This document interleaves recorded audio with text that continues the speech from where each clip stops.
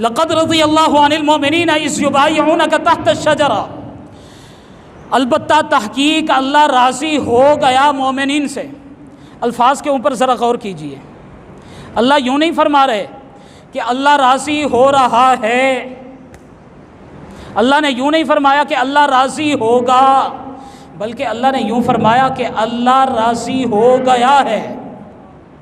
اب جھگڑنے کی ضرورت نہیں ہے، لڑنے کی ضرورت نہیں ہے، صحابہ کے اوپر انگلیاں اٹھانے کی ضرورت نہیں ہے، تبرہ کرنے کی ضرورت نہیں ہے، تان کرنے کی ضرورت نہیں ہے، تشریح کرنے کی ضرورت نہیں ہے، صحابہ کو تاریخ کے اوراق کے اندر دیکھنے کی ضرورت نہیں ہے۔ اللہ نے واضح کر دیا کہ اللہ راضی ہو گیا ہے مومنین سے۔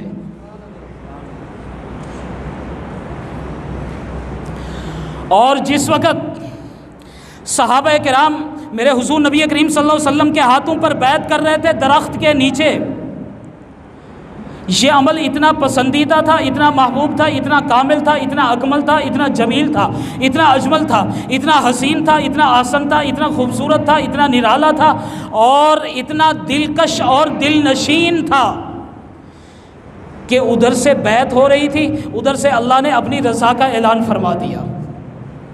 لقد رضی اللہ عن المؤمنین اذ یبایعونک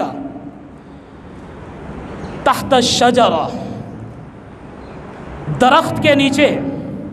اب یہاں پر غور کرنے کی ضرورت ہے، روایات میں آتا ہے کہ یہ کیکر کا ایک درخت تھا،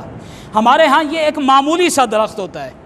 کیکر کا درخت ایک معمولی سا درخت ہوتا ہے، اس کی ہمارے ہاں کوئی اہمیت نہیں ہوتی، لیکن جس وقت وہ کیکر کا درخت صحابہ کے دفاع میں استعمال ہوا، اللہ نے اسے اٹھایا اور قرآن میں جا کے لگا دیا،